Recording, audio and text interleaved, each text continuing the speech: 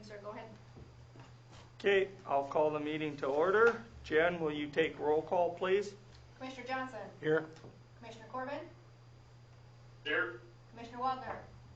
Here. Commissioner Thill. Here. Mayor Denner. Here. We have the agenda in front of us. Do I have a motion to approve the agenda? I make a motion we approve the agenda. I'll second, and I'd like to amend the agenda. What would you like amended? I'd like to remove item 6 as there's no content to approve. This is a guideline that you've had before. Where is it in the agenda packet, Mayor? It's the same guidelines that was sent out from Mr. Lawrence. You should have probably put them in the agenda packet if you wanted to discuss it. I made a motion to amend. Second that amendment. Any discussion? I have one discussion, being we're not going to approve it, and then starting tomorrow morning, all the workers need to be back to work, being we didn't approve it. You can't make that declaration, but you could bring Could- a policy up next week and we can vote on it. I have a motion to adopt the agenda, removing item 6. And I have a second. Jen, will you take roll call vote, please? Commissioner Johnson. Aye. Aye. Commissioner Corbin. Aye. Commissioner Waldner. Aye. Commissioner Thill. Right now, I'm going to vote nay because I think we should be able to discuss this tonight. This has went far enough with, we got a building out there that's worth almost $2 million and we can't work out of it. This is just a vote, Bob. This is not for time for discussion. Well, you never will get it discussed. Nay. Mayor Denner. Nay. Consent calendar. Move to approve the consent calendar.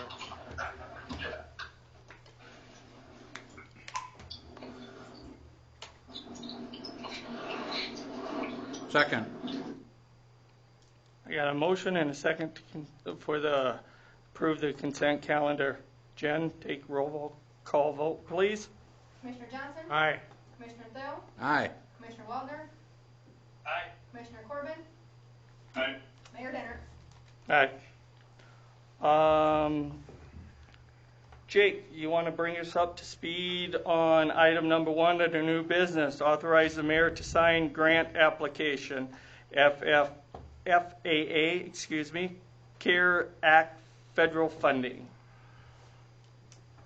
Yeah, so with the CARES Act that Congress approved recently, there has been some funding that's non-project related. It's the general funding that they're issuing to airports. There were formulas based on commercial service, size of general aviation airport and such.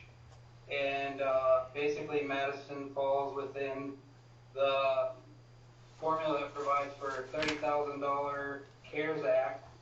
And what they define the eligibility of this money to be used for is any purpose for which airport revenues may lawfully be used. And that's pretty loose language, and we are working with the FAA to better define exactly what's all eligible for this federal grant. But we do know that operational costs for running the airport are eligible, and that's one of the primary ways that the FAA is promoting these funds to be used. So this funding does not have any ties to any other projects. It's strictly a standalone grant that's being offered at zero share for the city of Madison to be used on the airport and preferably for operational expenses. And we will get more definition on what these things are, what they can be used for and we're working with the FAA on that. But at this point, we know for sure it can be used for operational costs, and I would recommend proceeding with it. There really is no strings attached or no caveats. It just needs to be used in the manner as defined by the FAA lawfully, and we can further clarify that in future if need be. Is there a set time that we got to use that by? So from our understanding, and please note that the FAA is really trying to interpret their own funding means too, but from what we understand is there's a 4-year period that these funds can be used in, and if anybody does want to review more information about the CARES Act, there's some frequently asked questions. If you just Google FAA CARES Act funding online, you can see more information. But from what we understand right now, it sounds like there's a 4-year period that these funds can be expended, and it would be processed like your typical grant that we do with any project right now, is our understanding. Okay, thank you. Is this under, excuse me, is this under, Mayor? Go ahead. Yeah. Attachment A, detailed scope of services. Is that what we're working under?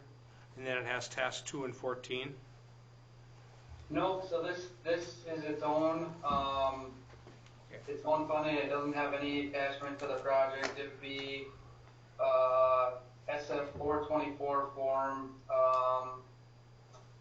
It's on page 6 of the agenda that was sent out, and basically there's no defined no defined use for this at this time. It's for to be used for operational expenses and get reimbursed as the funding is used by the airport. So for example, you guys are in commitment with the FBO out there to help manage the airport, so it can be used to take care of those expenses. Any other operational costs, utility bills at the airport. We're looking into if it can be used for maintenance, for fixing the hangar, the publicly owned hangars out, or the city-owned hangars out there, and things like that. So there's no defined use right now. It's just to be used in the manner that's consistent with lawful airport revenue use. I'm just trying to extrapolate as much as I can. You said it's up to 4 years. At what point do we have to define what we're going to use it for? Or do we wait 3 years and 363 days to define it? Or So to accept a grant, you don't have to define it. Basically, the FAA sent out a pre-filled grant. So the FAA actually pre-filled this form for the airports, and it just basically states that it's going to be used for operational expenses, except for land development, or airport development and land acquisition are 2 exceptions that they put on there. So basically, they're defining that you're going to be using it for lawful revenues, and we'll be working with the FAA, and so will, I'm sure, Tracy and Jen on what bills can be submitted. But from our understanding right now, any expenses related to operating the airport is eligible for reimbursement. and also my understanding is, as per a note from Chad today, we have no match on this. Correct, Chad? There's no match on this CARES Act funding. Okay, very good. Thank you. The 100% funding of $30,000 for these operational expenses. Thank you. Thank you, Jake. Do I have a Yep. motion? Do I have a motion to authorize mayor to sign grant application FAA CARES Act federal funding? So moved. Second. Any further comments, discussion? Not hearing any. Jen, will you take a roll call vote, please? Commissioner Waldner, Aye. Commissioner Corbin, Aye. Commissioner Johnson, Aye. Commissioner Thill, Aye. Mayor Denner. Aye. Jake, number 2 is yours too. Authorize the mayor to sign grant application FAA-AIP 3-46-00 029-018-2020 apron expansion design.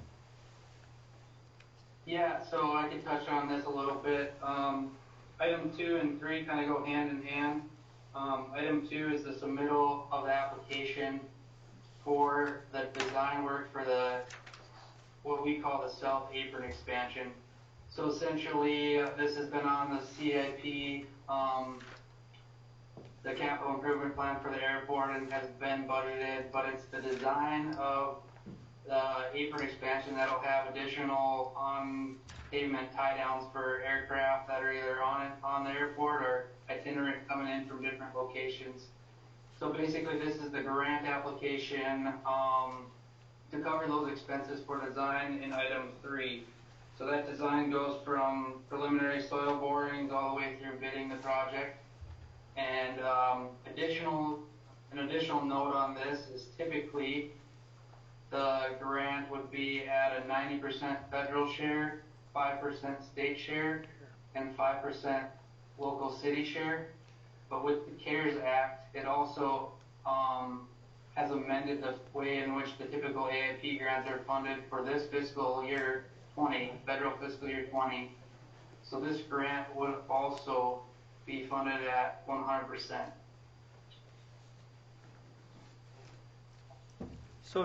So does, I'm looking on here, so does that 9,600 come out of the 30,000? So no, it is completely separate. It's kept separate. Thank you, Jake. So essentially, you're getting another $9,600 to cover what would have been the local and state share for the project. Okay.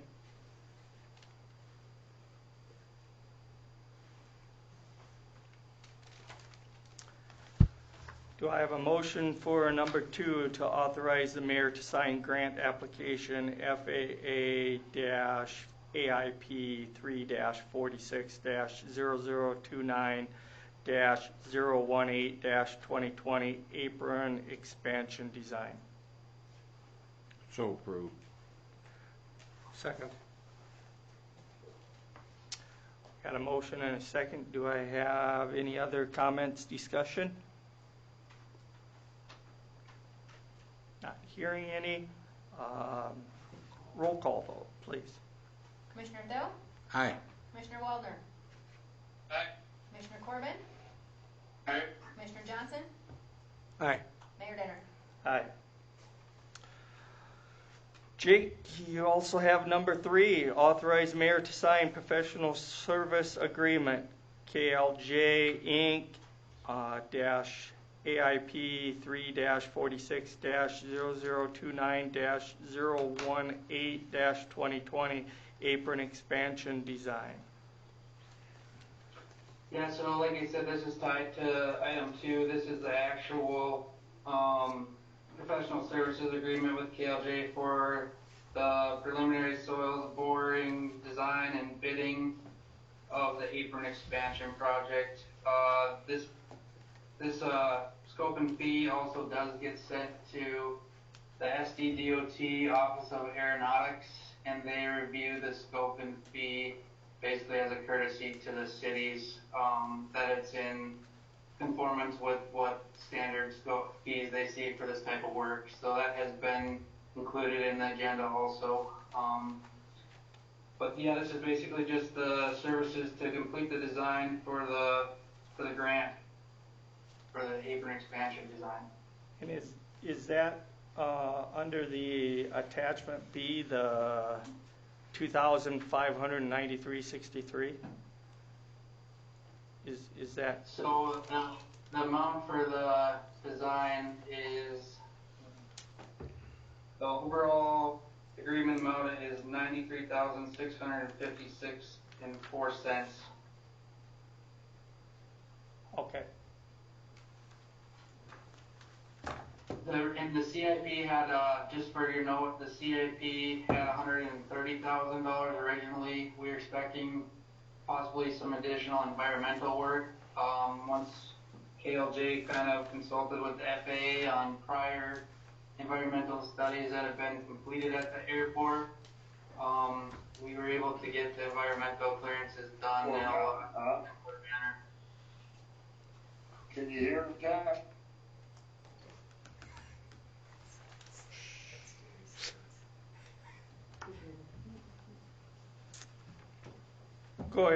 Go ahead, Jake, finish, or were you finished?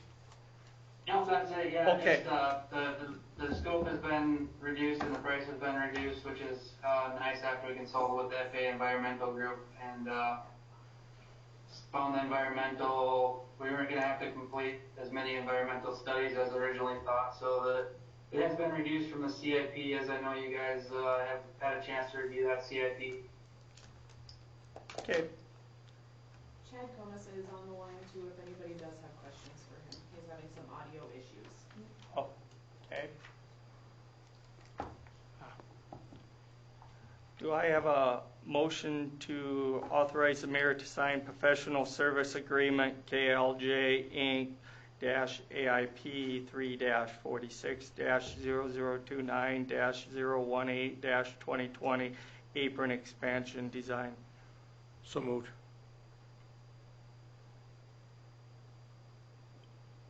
Second. Any further comment, discussion? Not hearing any. Jen, take roll call vote, please. Commissioner Johnson? Aye. Commissioner Corbin? Aye. Commissioner Waldner? Aye. Commissioner Thill? Aye. Mayor Denner? Aye. Chad, number 4, authorize the mayor to sign application Sundog Coffee permit to occupy right-of-way outdoor seating South Egan Avenue. I don't think he's able to speak. He's not able to speak. Is this similar to last This year? this is the same thing as last year. And I know I just wanted to touch on base on that, and then I'll let Jen talk about it. I know it's already put up. I think there was a little bit miscommunication, being it was done last year. So we are getting this kind of the cart before the horse on this one, but we're here to do a temporary occupy the right of way. So Jen, did you have anything else? Other than probably part of the misunderstanding was that we did approve this last year, but we approved it as temporary with a date on it. So we did bring this back. We are re-getting your approval, if you will, for this based on, but all of the verbiage in there is exactly as it was last year. Because it's already set up, whether it should be or not, it looks the same as it did last year. I don't believe there were any issues public works wise at all with this particular bump out. Chief Meyer, did you have any comments on that from last year? No, we had no issues with it. I would not be opposed to renewing it. Thank you very much. Also on the finance end, the insurance documentation that they have submitted is all in order. They need to make some special insurance adjustments to compensate for that bump out. So all of the other paperwork is in place. We're comfortable with everything. We would just request that you approve this temporary permit once again. Basically for one more season. Right. Do I, Mr. Mayor, this is Commissioner Waldner here. can we have a, Mike, can we have a motion on this before we discuss it any further? I will make a motion, but as part of my motion, I would like this to be not annual, so that they don't have to keep coming back to us. We are working on that, Commissioner Waldner, with the engineer's office.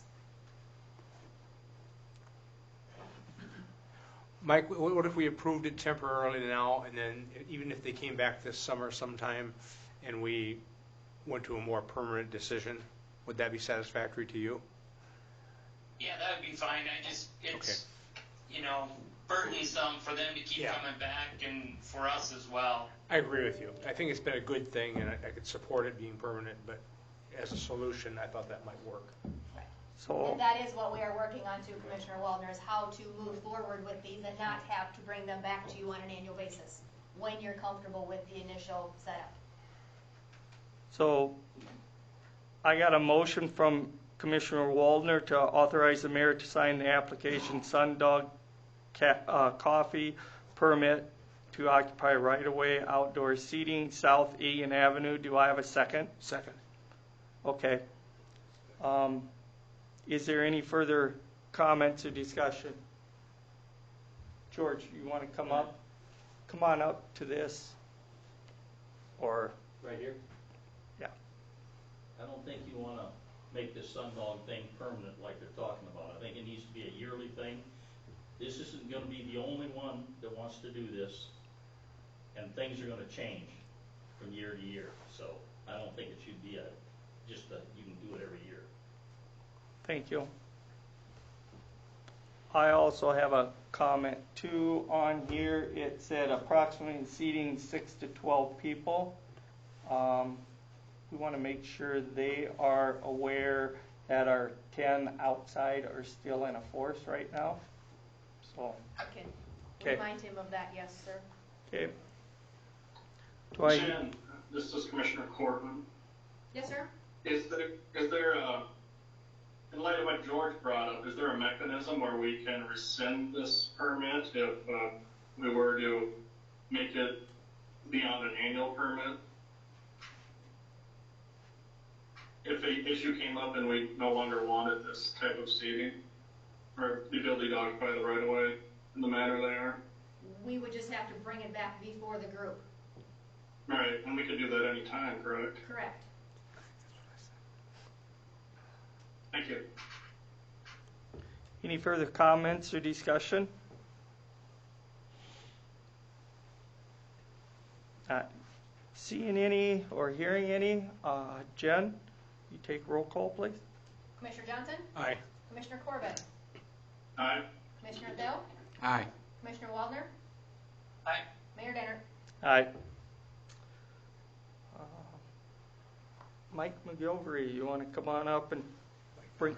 Actually, let's have Mike Miller come up too. He's the Okay. president of the park board. All right. I think I said close enough to you.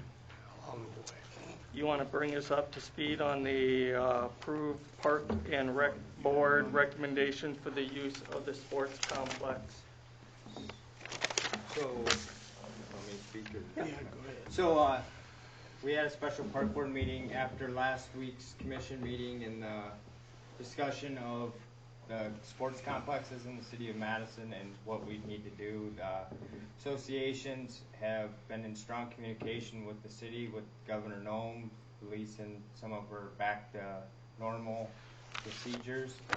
So the park board met and they voted unanimously to open the parks to practice for players and players and coaches only, no parents, no spectators, nothing for the month of May.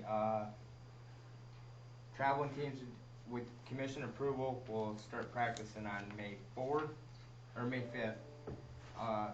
City League Baseball would start practicing on May 18th, and softball would start practicing on June 1st.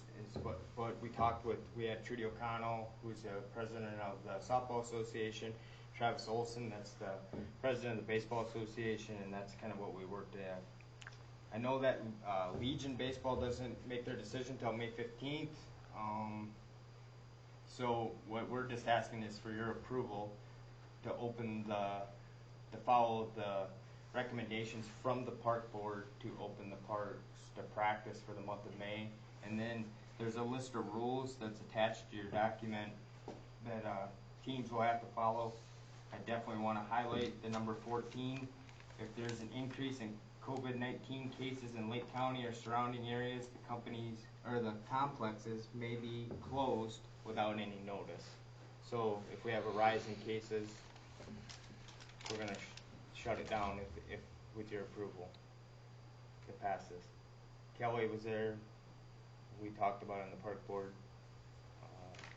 There's a list of rules. I mean, there's 14 of them total, which ultimately it's going to come down to the the associations and the parents of the players to be responsible for the decisions of what they want to do too.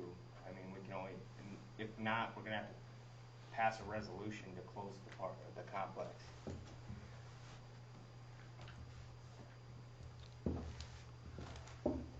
We've been in touch with several other towns. Some of them are starting, it's 50-50. Some of them are closed, some of them are open, some of them never put any requirements on. It's ultimately up to you guys. For the month of May, there's only going to be practices. There won't be any scrimmages or any competition between teams, and only one team per diamond at one time. And I think we put up like an hour for a time limit for practices. One of the reasons the bathrooms are not going to be open, the water fountains are not going to be available. So, you know how kids are. After about an hour, they're going to need to get somewhere else. So, and that way, that'll allow all the teams to be able to be on the fields to practice if that's what they choose to do.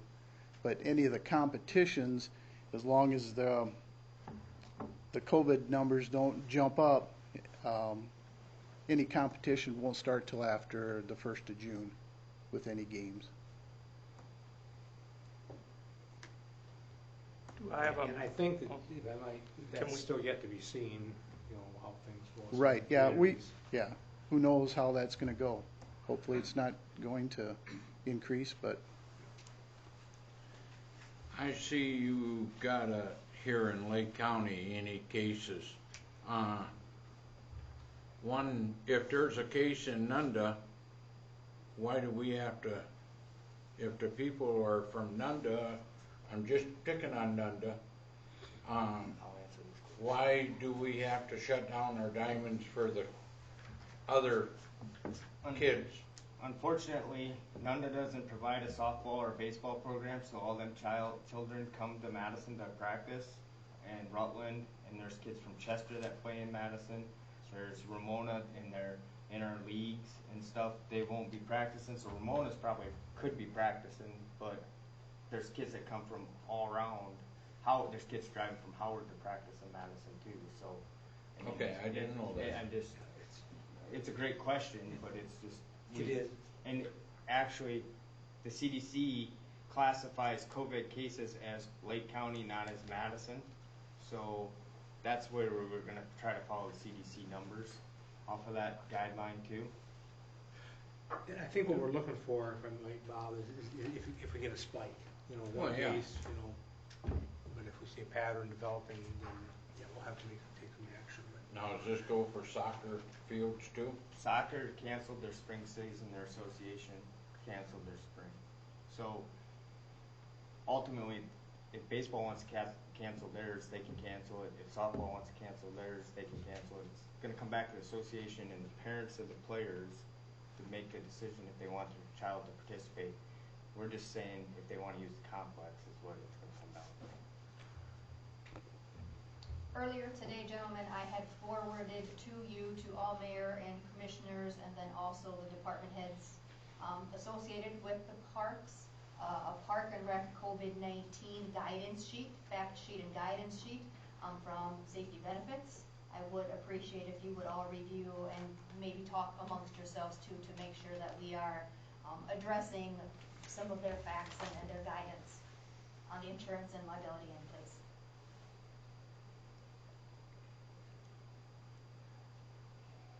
Thank you for sharing that, Jen. I didn't see anything specific to ballparks. Did I miss something? There's a sports and athletic complex paragraph in there. Mostly it contained to the swimming pool and some other stuff. There is some, but then at the very bottom, at the last paragraph, it's like these decisions are. There's a very vague, brief description that not follow. I mean, it's a tough decision. Nobody knows what to do. That's the thing. And it's guidance. It's just suggested guidance, please. Right. Looking through your guidelines, I see we've done a pretty good job addressing the equipment the players bring, their water bottles. We're shutting down the bathrooms, so we don't have to worry about common touch there. I believe the associations have a shed down there where they have some equipment they share. What are we going to do with that equipment to minimize common touch items? That's technically the shed is all city owned. It's the ball diamond groomers stored in there, and each association has their own pitching machine that's stored in one of them sheds, and that's about all that is. The chalk, I guess, is owned by the associations, but the rakes and all that stuff are city owned, and we'll probably end up grooming the fields, and most of that stuff is city workers touching it. So, and the concession stand's not open, the bathrooms won't be open, and this is just for the month of May. So in June, we'll have the games. If we don't have a spike, then we'll have games, and then we'll have to figure out what the bathrooms and what we want to do there. So I think one as liaison to the commission liaison to Parks and Rec, what I heard them and what we heard, whether it's in cities or other communities, we talk about incremental movements towards things, and I think this is an incremental movement. If this works, doesn't cause any more difficulties, then we can try some more. If it doesn't work, then we're back to square one and have to do something different. But this is the first of an incremental movement towards providing some kind of opportunities for kids in the summertime, and hopefully we will find some more. I'd make a motion to approve the Park and Recreation Board recommendations for use of sports complexes.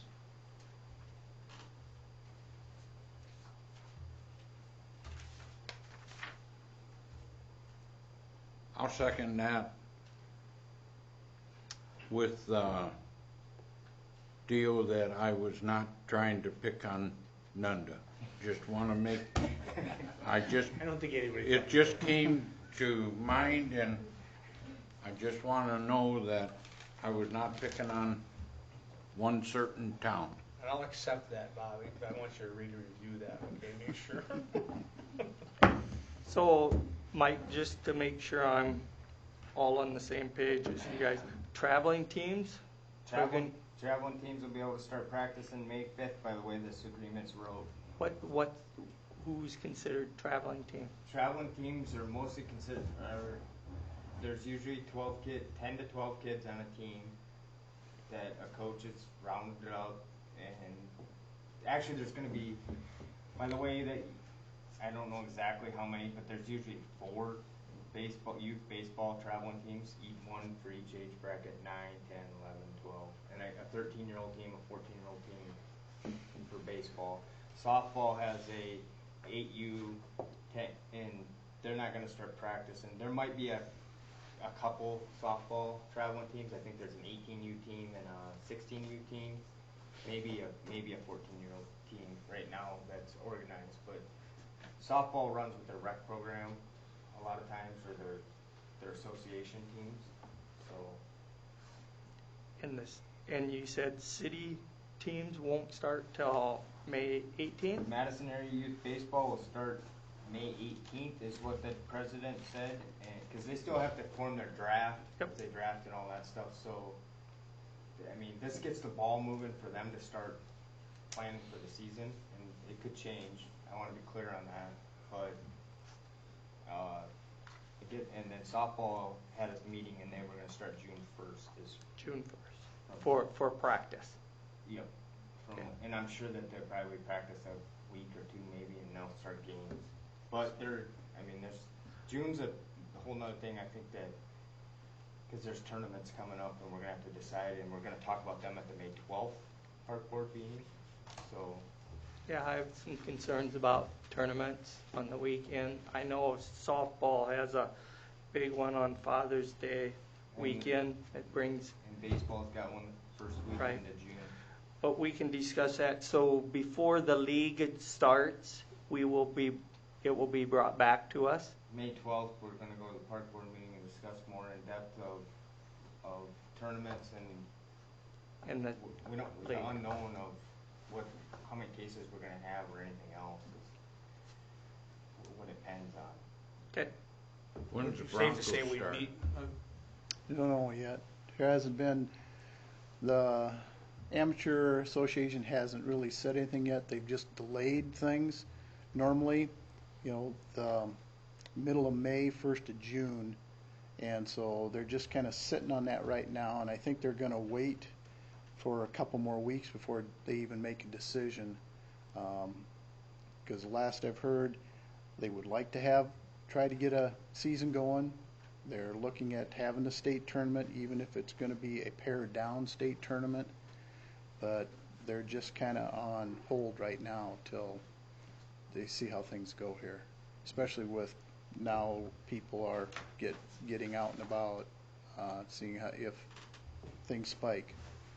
Tainer Ball's the same way, with that diamond out at Bachman. Right, yep.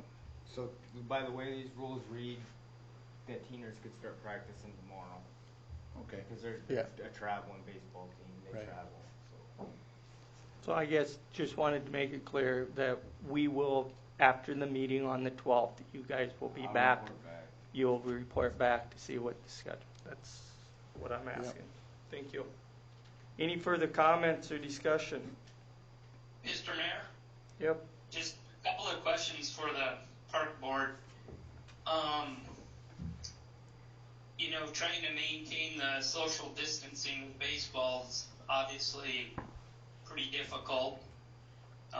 Throwing the ball back and forth by itself, but does every, and then they're sharing helmets, sharing equipment, sharing bats. Is there any extra ruling that you're going to have as far as like cleaning equipment or, how does that work? If, somebody, sliding into home base, it's obviously you're going to not be 6 feet away. Well, there hasn't been anything, in that scenario, nothing has been set up other than the associations are going to, they told us that they would handle the disinfecting of the equipment, how they're going to handle, having players with helmets and bats. Quite frankly, most kids have their own bat. I don't see that as an issue. A lot of kids, I don't know how they're going to handle the helmet situation, but as far as someone sliding into home, that's a discussion that's going to come up for July because there won't be any games. Or excuse me, in June there won't be any games played at that time. Everything is going to be a practice, and I don't anticipate that type of interaction happening while they're practicing. Okay. Hopefully anyway, huh? Well, that's true. Yeah. What about, I guess with these rules, is this something that Mike from the parks, does he monitor this, or how do we monitor this? Because, somebody's going to drive by and they're going to see 12 kids all in a huddle, and Mike's going to get the call, commissioners, mayor, you're going to get the call. Great question, Mike. We discussed this in the park board meeting, this exact circumstance, and we basically told the associations that it's going to be the coach's responsibility, and if they're abusing this, they're going to lose their right to be out there. Is basically what was said in the park board. To sum it up, Okay. I can't police it. You can't police it. Yeah. I mean, Yeah. and there's always going to be the one guy that pushes the limit. I promise you, there'll be one person that pushes the limit on it. But if it's going to be ultimately come to the associations, back to the associations, if they want to be out there on these diamonds, they're going to have to follow these rules, or we're going to have to make some tough decisions, in my opinion. All right, cool. Thanks, Mike. I appreciate you covering that part of it. And One last question, probably for Park Board again as well, and as well as for the city. What's the plan if someone does test positive? What's the calling tree to get a hold of every single one of these kids and their parents? And do we have a press release ready? How do we handle that situation? It's a great question. I don't have an exact answer for you. I know there's no policy set currently on this. I would think, if it comes back onto the team, I think it would be the responsibility of the association and the teams, the coach, to get a hold of the people to figure out who they were exposed to. I had a detailed thing that the coaches need to be screening these players, like watching if there's any illness, coughing, hacking, anything. I mean, the kid could have allergies, and they need to be sending the kid home for that game or for that practice. And I think that a lot of this is to stop. The reason why we're here is to stop the questions from the associations and the coaches that are calling everybody, trying to get somebody to give them the go-ahead to play on these diamonds. If we're not comfortable with having them out there, we need to tell them that we're not going to open it at this time, or if we're comfortable with this, move forward with it. Yeah, I don't disagree with that, Mike. I'm just making sure it would be nice if we had a plan in place that was ready to go. I know I'd be a little more comfortable. Maybe you can come back on the 12th or whenever you said and have that plan in place. Okay. You got to try to think of everything during these times. Yep. Just for clarification, we'll meet on the 12th, the park board does, and we could address some of this. And then bring it we could come to the commission if you'd like, or at least inform the commission of what our resolution is. I'd like it to be brought back on the commission. Maybe at that time have a plan, if that happens. I think that it's the association needs to have the plan of what they're going to do, because they're playing underneath the association. It's not the city's responsibility to be tracking down Johnny that was exposed to Timmy. I mean, it's going to come back to the associations. I know it's... Mr. Mayor? Yep. And that's true, Mike, it will, but it's also the city's responsibility and a perception of safety when, as we open these items up. And so we just, and that's why I would just be a little more careful. And one association may be able to contact, their own players, but I just hope that I'd like to see that plan. I know everybody knows everybody. I mean, you could pick up the phone and the baseball people can call the softball people and, take it from there. But it's nice if that's actually written down, because when it happens, it's going to be fast and furious.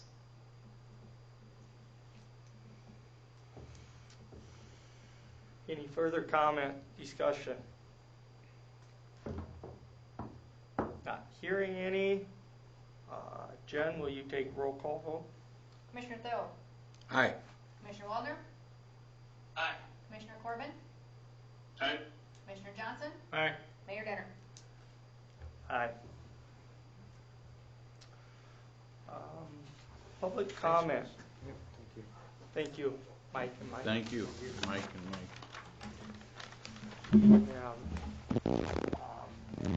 We'll take Eric's first. For public comment, we got Eric online here. Go ahead, Eric. Hopefully.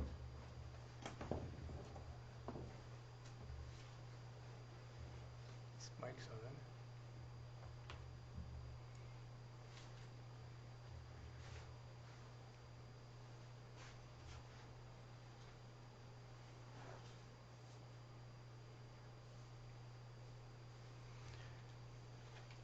Now we can move on to, we can get him later.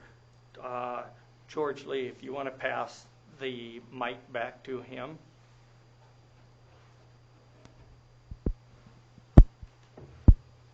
I guess I wanted to talk about the electric department stay-at-home policy.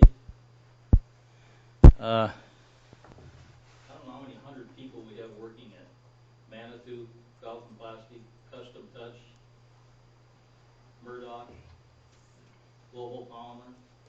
None of those people have shut down, they're all working. We've got 6 people that can't work. And then to go back to the beginning, Mr. Mayor, when you said you thought that people should be back to work Monday morning, Yep. I would like a legal opinion on that from the state of South Dakota Municipal Legal Law Department. I would like a legal opinion on it because I think you have the right to do that. And in closing, I would like to say, in my opinion, the 3 gentlemen that voted to take this off the agenda, I think that decision was made before this meeting started tonight.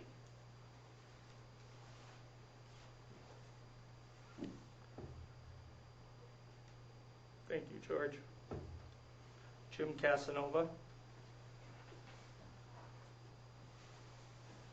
Okay, I'm on the same agenda. I just can't understand how Brad Lawrence and Corbin and the other 2 could call all the shots. They're making $40-some an hour, and I don't know where the city of Madison can afford to have these guys sitting at home all the time. Everybody else in the whole community is working. And 6 people or 7, whatever they are in the electrical department, say they gotta stay at home because Brad Lawrence don't wanna take a chance of catching anything. And we haven't even had one case in the city of Madison. So I don't know what they think they can catch out in the open. But I think these 3 commissioners better start waking up a little bit for the taxpayers. Thank you. Thank you.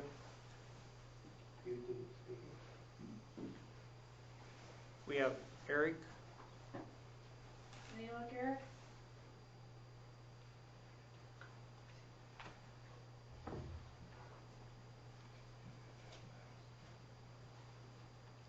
He emailed it to us. Can I bring it up, Jen, or no?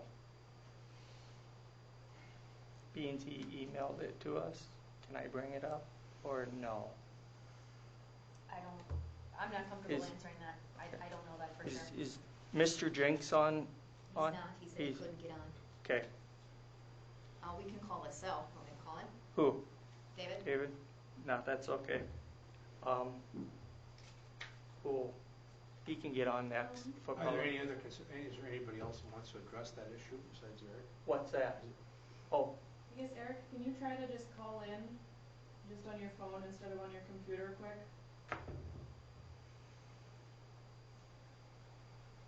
Lexi, have you tried the chat function? Try to catch him that way. You can do a chat directly with him. Yes, we are chatting, thank you. yeah.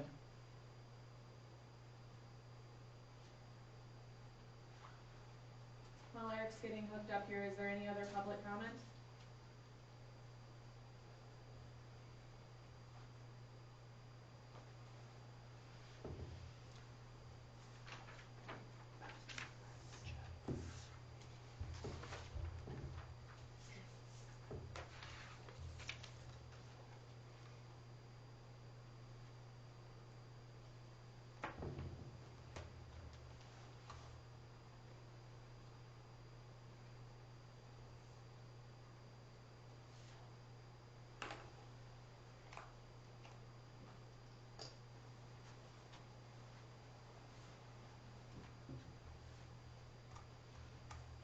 Can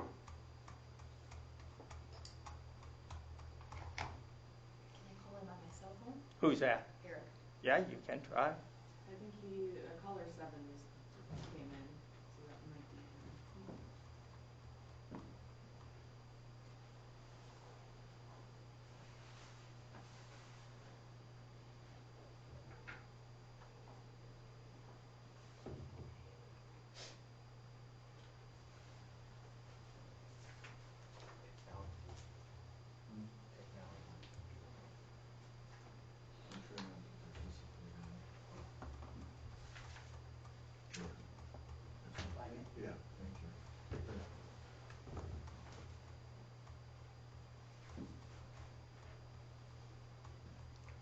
while we're waiting for him, is there any announcements?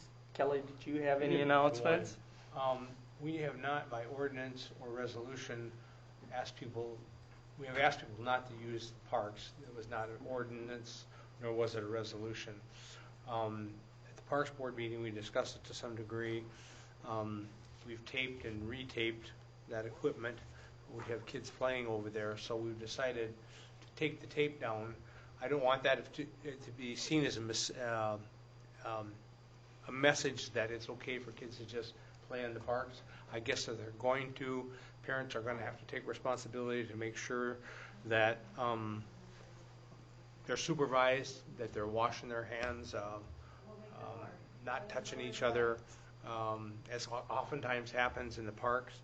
But at this time, we're not encouraging kids to use the park, but we're certainly not going to tape them off anymore.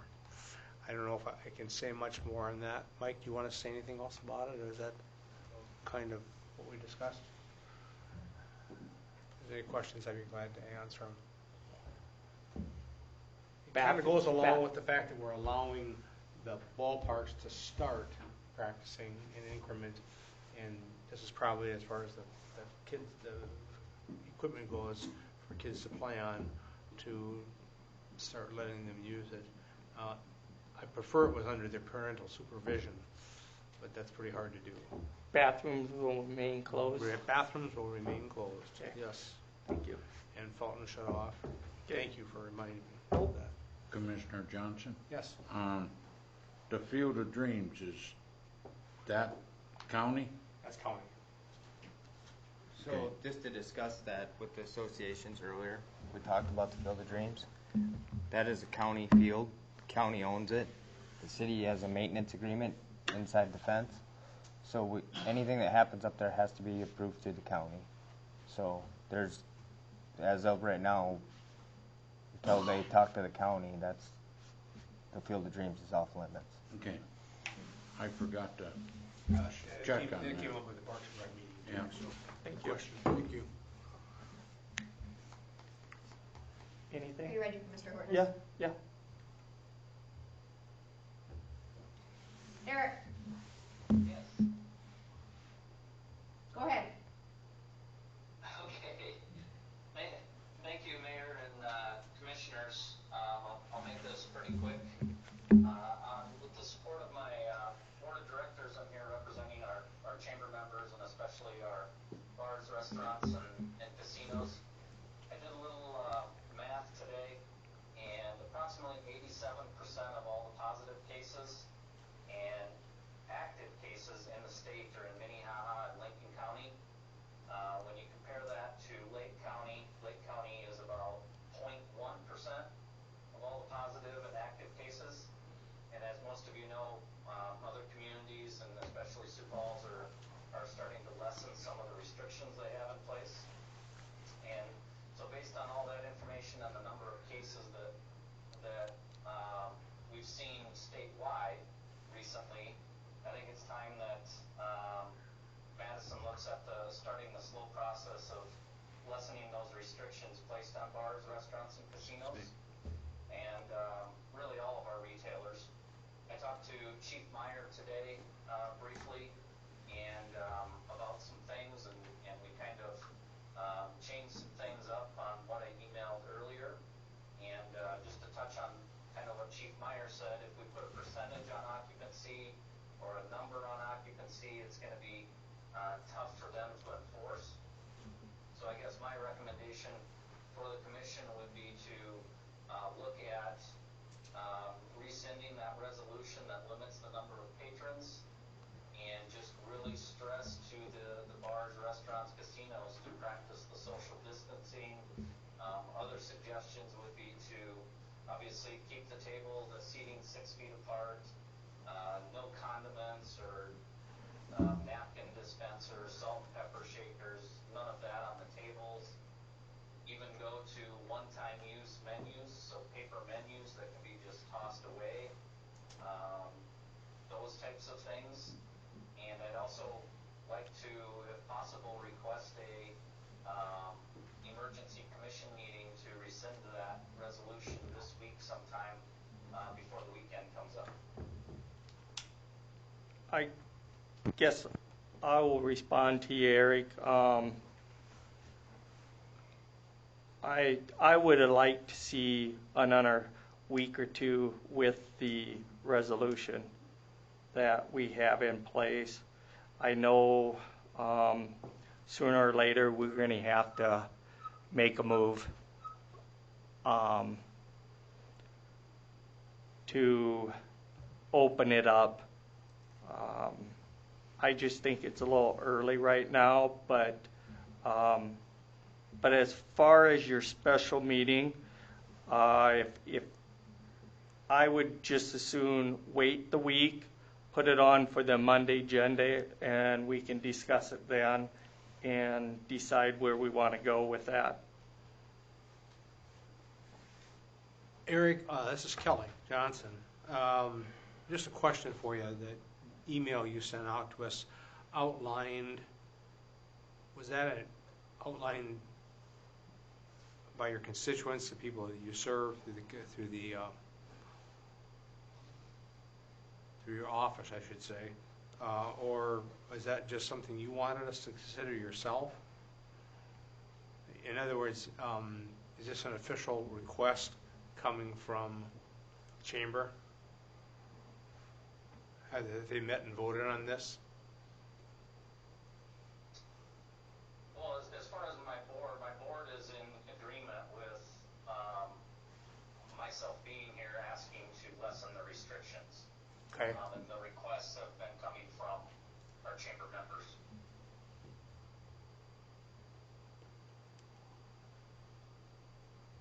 And I don't doubt that they would all be in large agreement with you in your request, okay?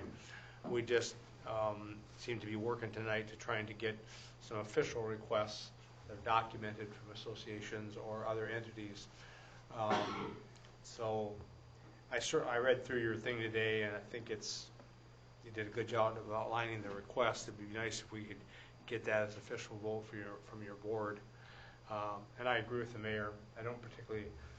It's not that I don't understand the desire on your part to get this up and running, but I think we can take this up next Monday. Right.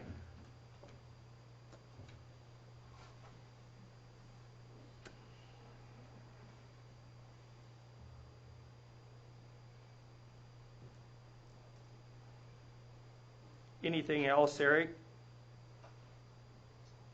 Nope, that is it. Nope. And I totally agree with you. We can't live in fear because we don't know how long this COVID is going to be lasting.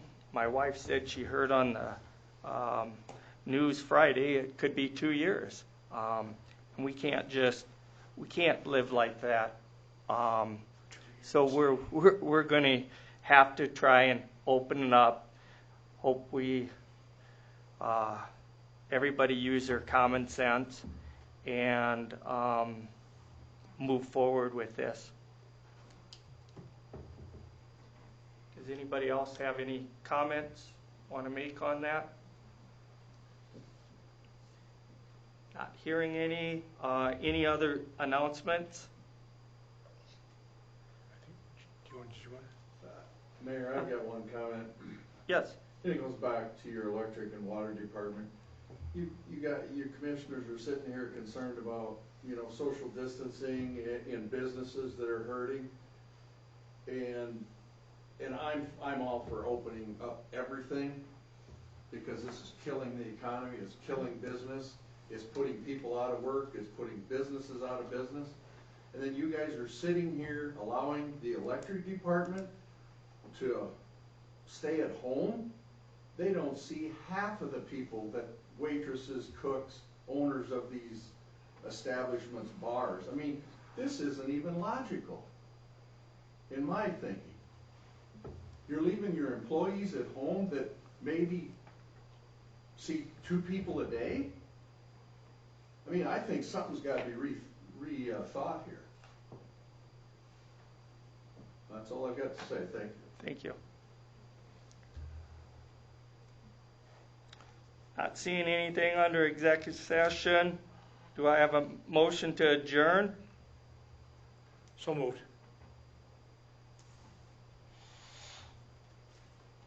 Second? All in favor, signify by aye. Aye. Aye. Aye. All opposed, motion carried. Thank you. Thanks, everyone.